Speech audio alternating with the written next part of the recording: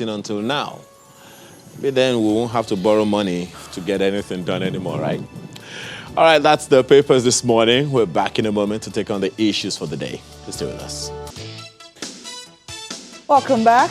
We're going to be sinking our teeth right now into matters that affect security. You saw the report there.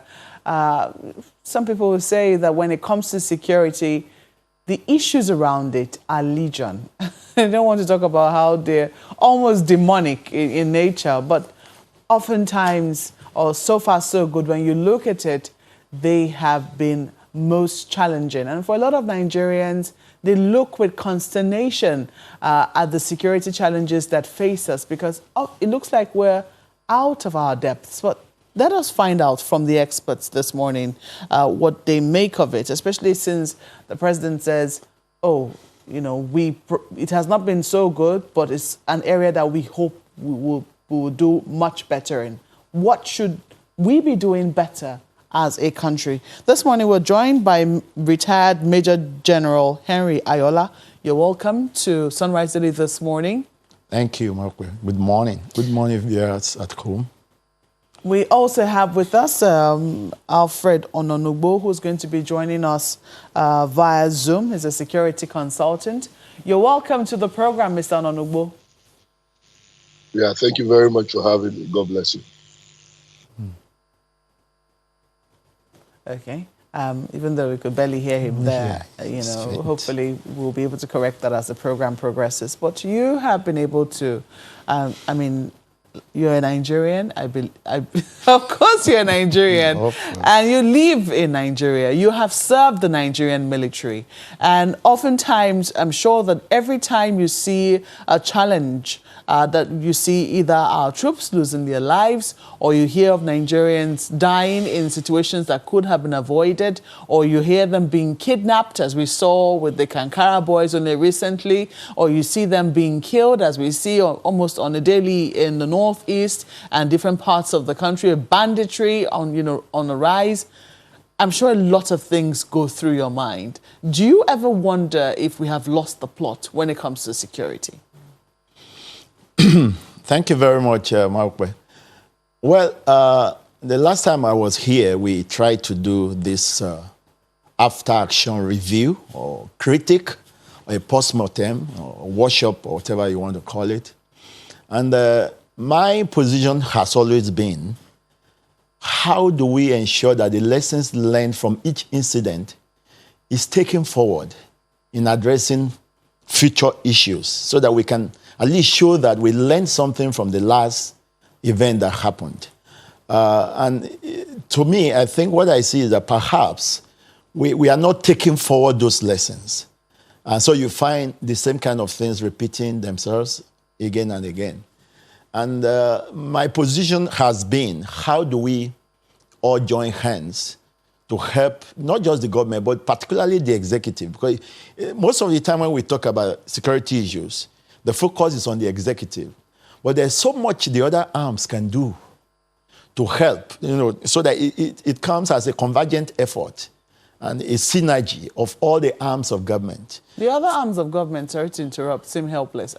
And you talked about taking lessons. I mean, we're going to come to the arms of government because there's a whole conversation there. We've seen members of the National Assembly threatening to resign, as a result of the deteriorating security situation in their constituencies. We've seen that happen. Well, we'll get to see anybody resign, but we've heard them lament just, vehemently and talk about it very, very sadly that, they seem almost helpless. But while we put that aside, you talked about lessons learned from incidents. We're not taking the lessons forward. Some people will say we're not even learning any lessons at all. We just, sigh and say, oh, that's terrible, or how unfortunate. And it will seem that's it.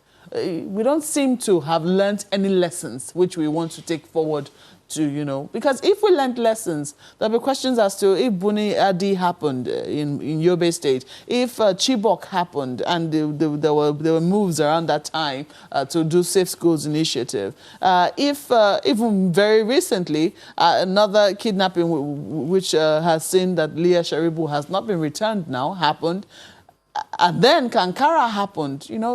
These are things I will ask, make us ask, did we really learn anything at all from the very first incident? Yeah, thank you very much. You know, the way I look at it is this. The quantum of challenges we're having concurrently is a major issue. Because it's not as if we are so elastic, it's not as if our state of preparedness is so bam that we can take so many challenges at once, together. That's a major issue. And if we look at the security architecture, I hear a lot of people talk about we need to rejig our security architecture. Yeah, that's very key, because that will have given us a framework of dealing with different issues. Which ministries will oversee particular set of issues, the interagency and interministerial committees where there are overlapping responsibilities. All of those things will have been put in place with clear-cut framework and checklists for doing those things. That has been lacking all our lives as a nation. So when you talk about going back to rejigging the security architecture, is something that is urgent and critical that we must do now. I mean, I hear a lot of people talking, it's our agency cooperation.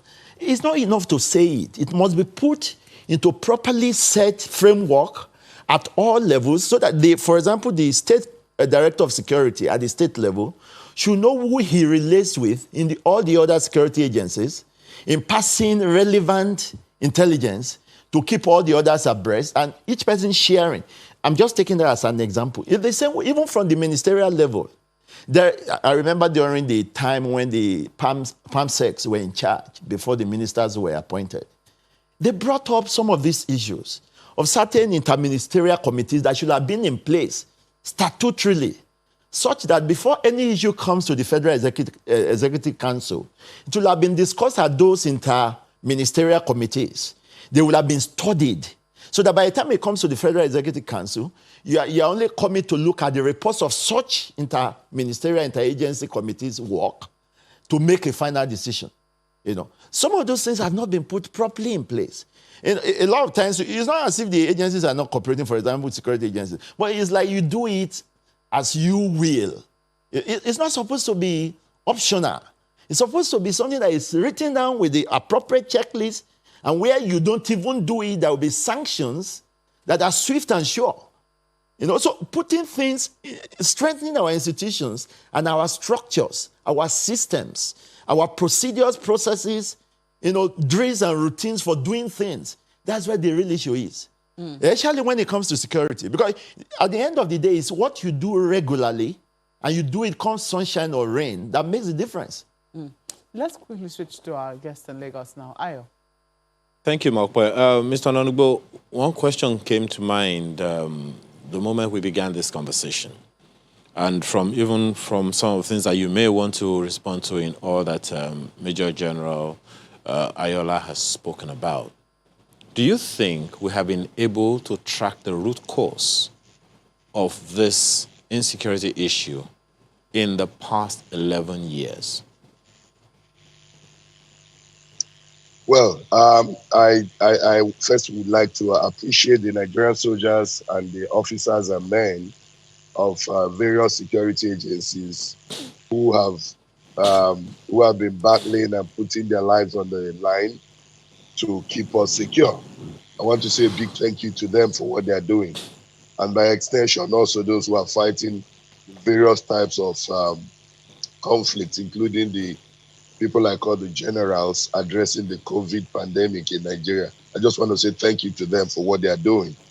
On the security issue, I think we Nigerians, we know the problem. We live here, we interact here, and it's fundamental. I recall as a child, we had this national anthem that says, Nigeria, we hail thee. Then there's a section of that anthem that says, though tribe and tongue may differ, in brotherhood we stand. And I think if we had sustained the spirit of that anthem, I think I have right to believe that we would have fared a lot more better. We are Nigerians. The threat comes to us as Nigerians. I don't want to separate between the security agencies, the politicians, and the general public. collectively we are Nigerians. So the threats are threats to all Nigerians. It's just the approach and what we are doing, like General Ayola said, we've not been able to bring our political will to address some of these challenges. We know them. We see them every day. We talk about poverty. We talk about inequality, injustice. These are, embedded displeasures people transmit around. And they're also in stories we share at home. Um, Stories that tend to promote ethnicity and religion. Now, these are remote causes, and people are products of the society. So, if I come from a community where they hold another community in contempt, I'm most likely to discriminate against them or hold very negative opinions about them. So, I think it's in our orientation. That's one. Secondly, I also believe that when we get our orientation right, and then we approach the challenges with patriotic zeal, which means I'm engaging in this job, in this assignment, irrespective of where I come from. There are certain things we have allowed to become part of our society that tend to create insecurity more than building peaceful communities and harmony among us. So I feel national orientation is key. So we know the problem. We know that we've not been able to properly educate our people. And it's also part of what is bedeviling our leadership. Our leaders are products of our societies, like I said. They can't give what they don't have. And they protect interests that they feel is germane, is of utmost importance to their own people. Anything that makes your people feel happy about your representation boosts your commitment to what you do for them. So, and for the politicians, if you don't satisfy the cravings, the yearnings of those you represent, when next you come for election, definitely it will affect your chances. So these are little things. Yeah, And then on but our Mr. part, Anonugbo, there's this, well, there's something interesting that you have said now that we know what the problem is. And from all that you have said, it will sound that the challenge, well, the fight against this insecurity that we have is multi-pronged. It's not only something for security agencies. That is what you're saying now. exactly. That's the way it seems to me. That's the way it sounds. So if we are aware of this, why has it taken us this long to take on the issues the way they are, the way they ought to be taken on, so that security agencies' work can be, maybe a lot lessened?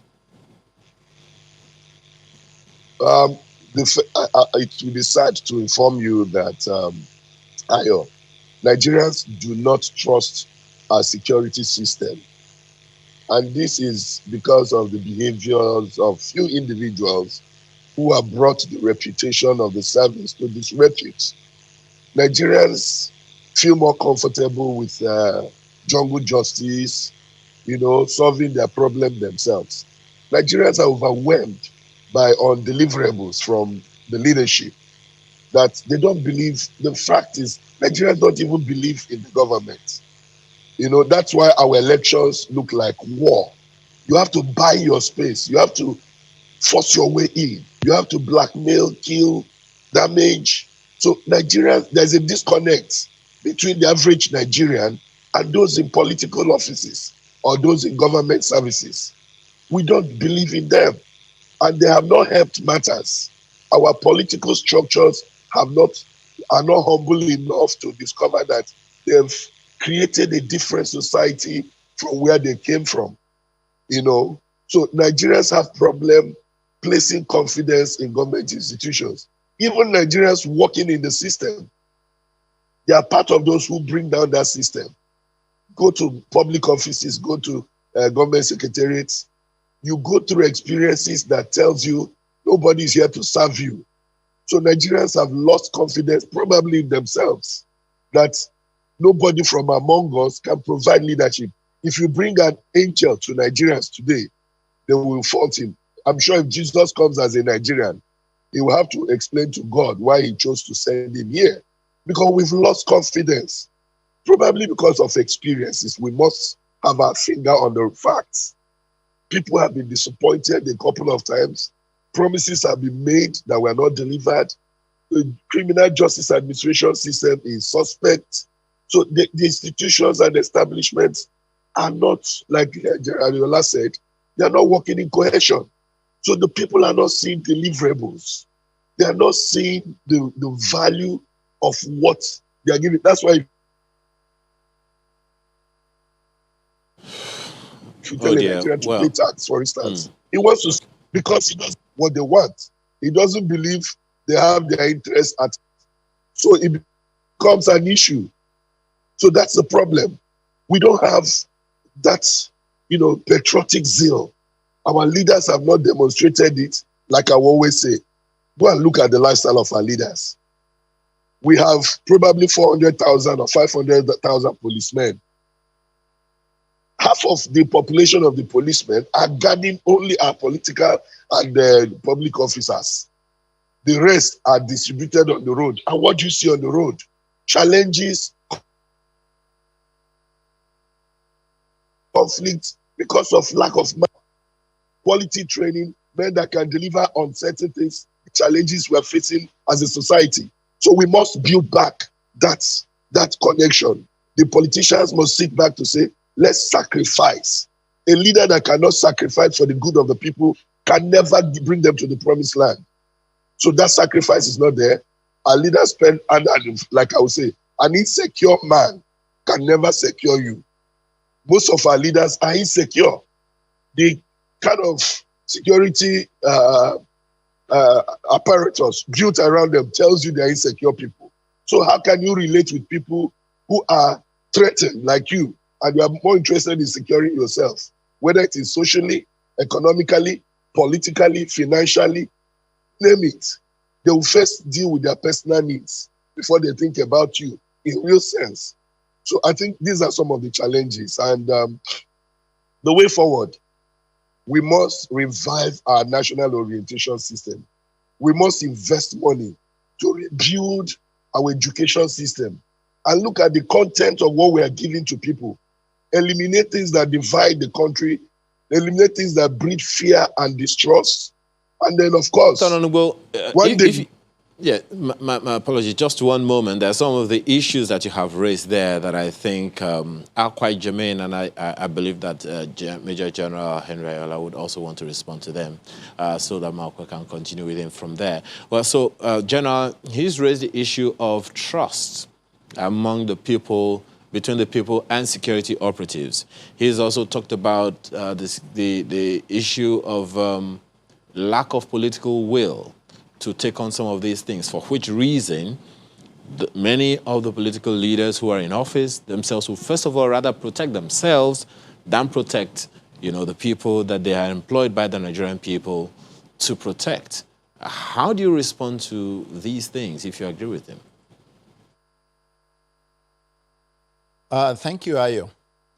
Again, I think it comes back to my earlier point. If you look at a system, it's holistic. Once there are disjoints along a system, you will find that individual efforts will amount to very little. And that's what we're seeing. There are very dutiful, very competent, very professional Nigerians in different fields doing their utmost best. But because those disjoints in the systems are there, it doesn't trickle down. It doesn't connect with the other efforts of other people to produce the necessary synergy and to give the kind of effect that you actually want to achieve by the people putting in those efforts. And that's why I'm saying, look, it calls for a holistic restructure. And that's, of course, I'm a proponent of restructuring. And I think it solves a lot of our problems. Because we need to go back to the drawing boards. We need to go back to fundamentals. He talked about, my brother Alfred talked about even the attitude, the reorientation that is required. So far, we are just a multinational entity, a country. No, we have not made deliberate, cogent efforts that can actually engender citizenship among Nigerians. Create that construct of a Nigerian citizen, premised on certain shared core values. And we have sufficient things in our, even the constitution we have. Section 23 talks about national ethics. That would have been a good place to start from. You can have bodies like National Orientation Agency, bodies like Savicom, and other all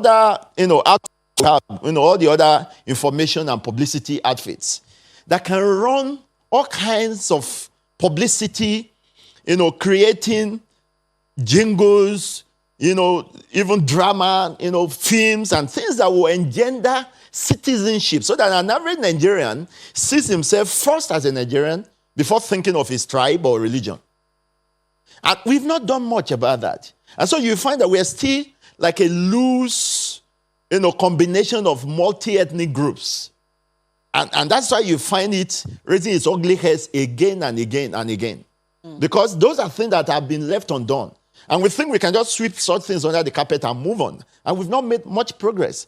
Okay, that's one area. That section 23, for example, it talks about, it says national ethics shall be discipline, integrity, dignity of labor, social justice, religious tolerance, self-reliance, and patriotism.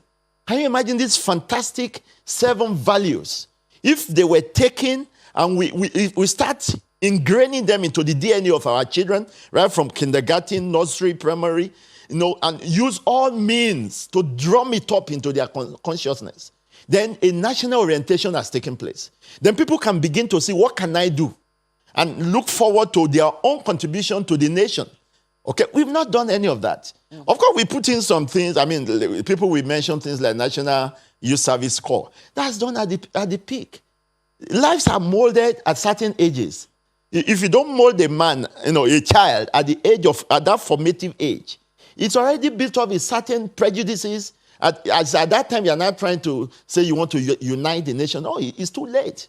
So even that has an effect on the security situation that we're currently seeing. Everything is tied up. Looking at, it's very interesting that Mr. Ononugwe talked about a lack of trust in the system. A lot of Nigerians have lost faith, in government and also in the security architecture. Nonetheless, it's remarkable that he started with a salutation to, men in uniform, especially men of our armed forces and, the police as well, people who have put their lives on the line so that this country will continue. At least we have some stability. We can wake up and come to work, so to speak. I'm wondering, how do you reconcile that?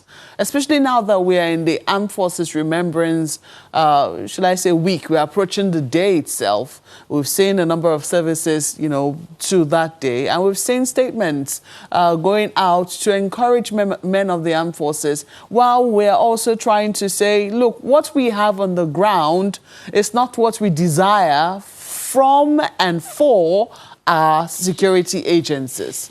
How do we begin to reconcile that without dampening morale even further? Yeah, I think I would like to join in appreciating our servicemen across board.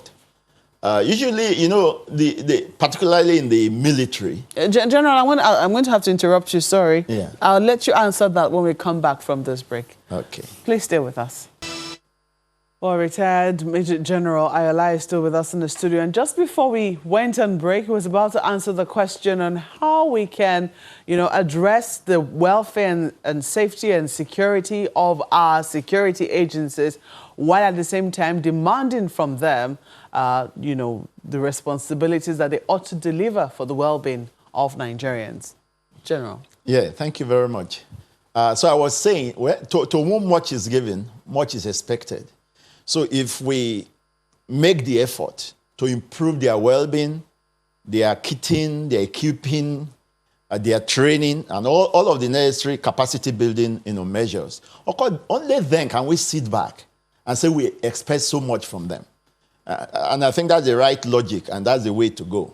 So I want to also to use this opportunity to appreciate all the security servicemen, officers and men, both in the military and paramilitary, particularly as we celebrate the Armed Forces Remembrance Day, that we appreciate them, we love them, we thank them for the good work they are doing, and we encourage them to move on.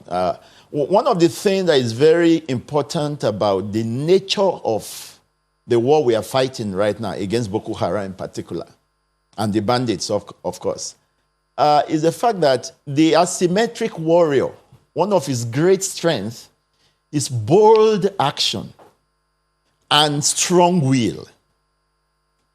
Because when you say we're fighting an asymmetric war, the main tenet of that is the fact that that weaker enemy, who knows that ordinarily he's weaker than the adversary he's fighting, wants to take advantage and offset that state of weakness by being unnecessarily and outrageously bold, and then striking some kind of surprises that will demoralize the bigger enemy.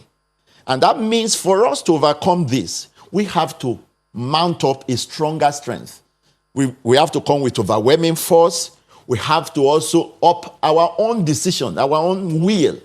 Our will must be stronger than that of the enemy. If not, we will not be able to achieve much. And I think that's where government needs to do much more. So while you're commending the security agencies, especially those who are still in service, and of course those who have fallen, I'm wondering, how do we reconcile that with the issue of trust?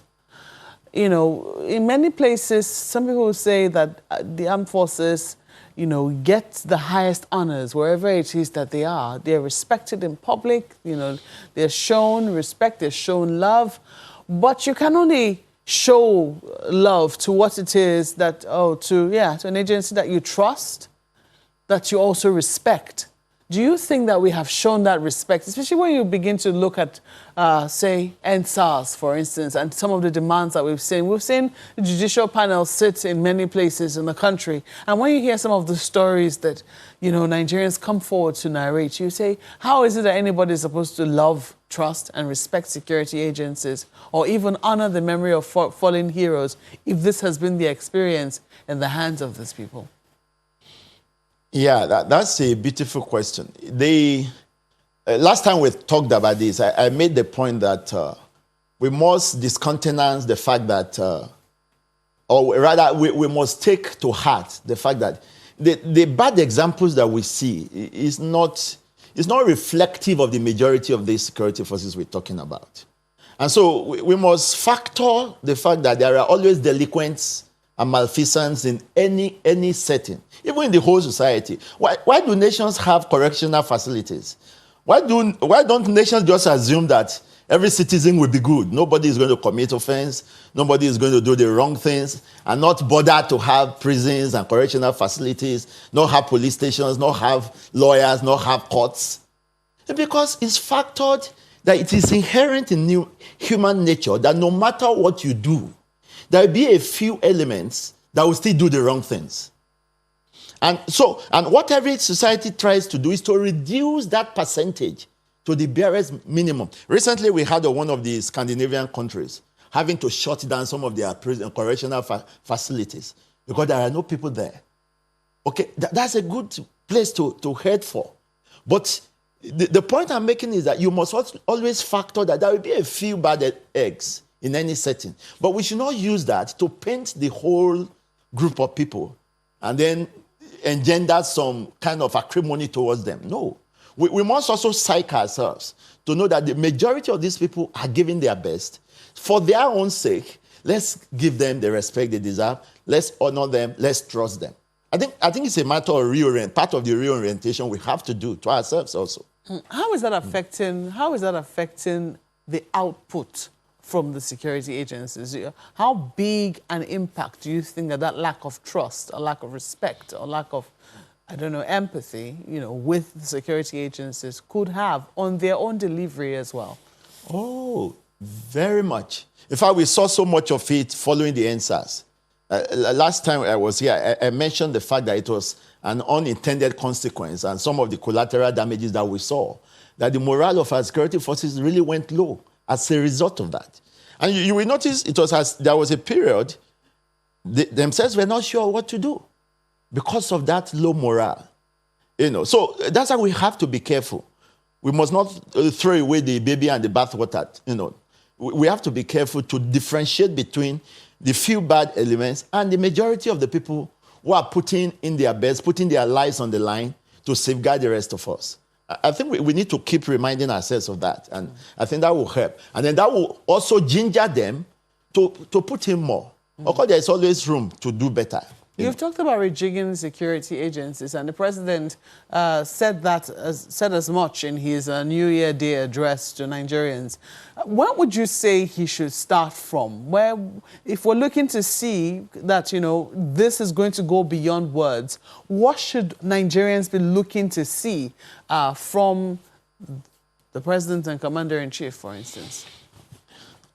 Okay, thank you very much. Well, I'm somebody who believes that it's not just the president, it's every aspect, every sector, every leader at his own level, or different levels of leadership. But he has the biggest responsibility. Yes. Let me address it this way. Say from the federal level, okay, at the national level. One of the things I've been advocating, really, and I've submitted in some of my write-ups, we need to expand the national intelligence community. There are many private Nigerians, private security experts in many areas of specific specialization in security that have so much to bring on board. I mean, if I take America, for example, apart from the 17 main government agencies that form the intelligence community, they have other research institutes like the Popular Rand Corporation, they have the National Intelligence Council, they have so many private research institutes. They even have some defense contractors who are part of the intelligence community. Some of them have as much rating of classification and clearance of top secret level because of what they know, what they have to offer. You know, I think we need to go that way and bring in such people on board. And that will also engender patriotism that we're talking about. When people know that, look, they are recognized for what they can offer and what they can bring to the table. That's one area. Another area that I see, and that is really very staring us at the face right now, the 2021 budget just came out. And I took a look at it. And I looked at defense, for example, has 966 billion, about that, averagely. And I looked at the capital, allocation of that. It's just a paltry 127 billion. It's just about 13% of the entire budget. That's defense budget. And again, that's the kind of thing. Because one way is to put your money where your mouth is. If you want to show that you are giving a priority treatment to the security sector as a whole, then it should show, it should reflect in the budget. Well, the 2021 budget has already been signed, so we don't know what's going to happen. There can be supplementary. Unless, of course, there can be a So these are areas to look at. There should be a multi-pronged approach to funding the security sector, not just the single envelope of budgetary system. Well, General, as you rightly pointed out, it's an ongoing conversation and it's constantly looping, one into another. We'll see how that goes on in this new year, especially since the president acknowledges that it has not been so well, but, it is one of his priorities for 2021. And I'll see how it eventually goes. But we have to thank you for coming on this morning. Retired Major General Henry Ayola, we have to say thank you so much, even though generals say they never retire. They're retired, but they're never tired. That's for the segment. It's now back to you, Ayo.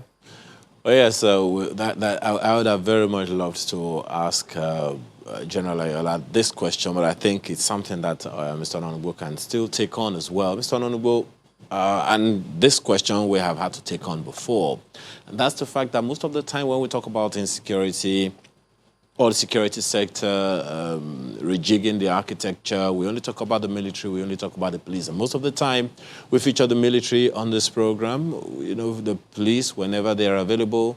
But the other security, outfits are there, customs, immigration, NSCDC, and a good number of them like that. We don't talk about them. Does that mean they're not relevant anymore in the security architecture? Thank you very much, Ayo. I think that goes back to what I was saying. There must be a concentration on getting the national structure right. Like I said, these men are Nigerians.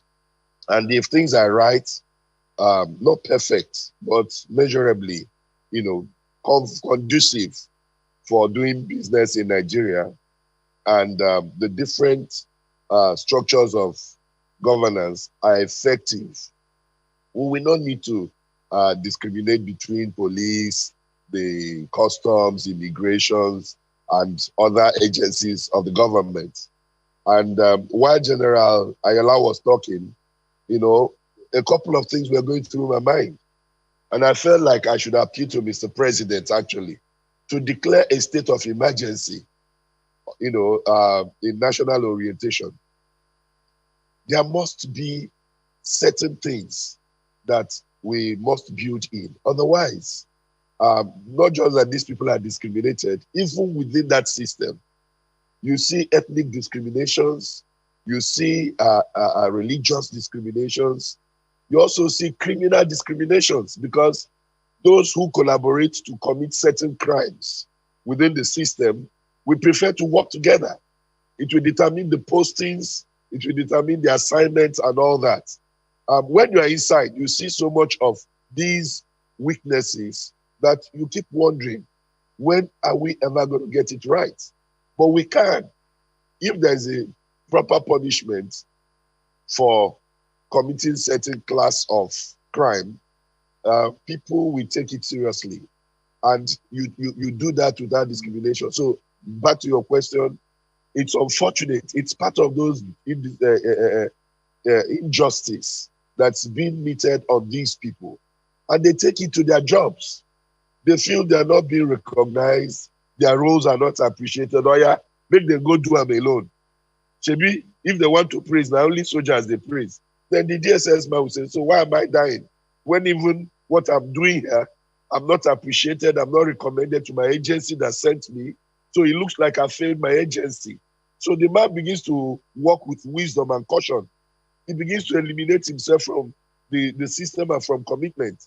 So I think people should be identified for what they're doing, and they should be rewarded.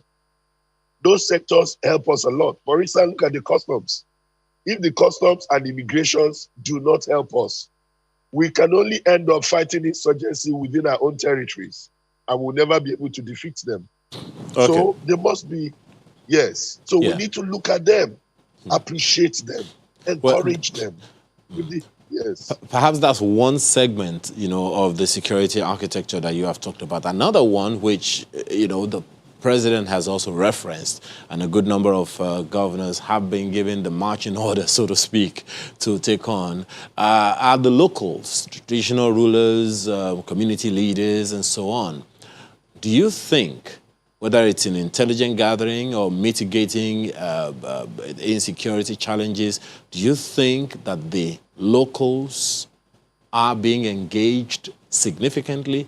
After all, specialists like you tell us, all crime is local. And consequently, one would guess then that the primary solution should be local. So do you think we are engaging the locals significantly enough to mitigate these challenges?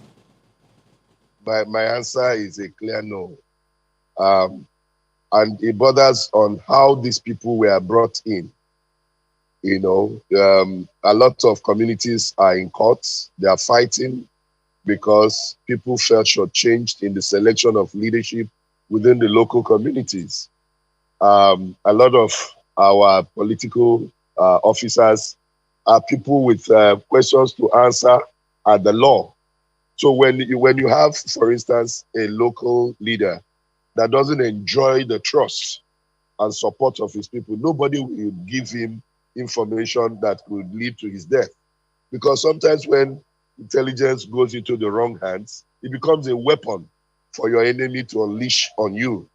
And Nigerians have myths and stories about, I reported something to somebody, he went and told the people, and they came to warn me, they came to kill me or beat me and all that. So these are the little things we need to look at. But frankly, the local structures are the most effective for intelligence gathering. They're also the most effective for crime fighting. Because in my community, we know everybody. We know those who are smoking Indian hemp. We know those who smoke ordinary cigarettes. We know those who go early morning to drink palm wine, in Ikejikba. We know, so I know people know people. So when you come in, they might not talk. If you're a criminal, they will talk with their eyes and their nose. So the local structures, if we empower them, if we integrate them into the mainline structures of governance, we will realize a lot security-wise. And then we must protect them. You don't meddle with crime without protection, because you will be, criminals want to escape from their crimes. So their target will be any obstruction on their way. So if they find that a traditional ruler is providing intelligence on their activities to the relevant security agencies, definitely they will come after him. Which is something that a number of people have also alluded to in some communities in the north. But as we told General, this is an ongoing conversation, and we can only hope and pray that we have all that we need to fight this war, both manpower and the skills. We have to thank you very much, Alfred Ononubo, a security consultant. Thank you for your time and thoughts on Sunrise Daily today. Thank you, as always, Ayo. I appreciate being there. All right. Well, that is one battle we're facing. It's another one. But it's back to Malpoy after this break.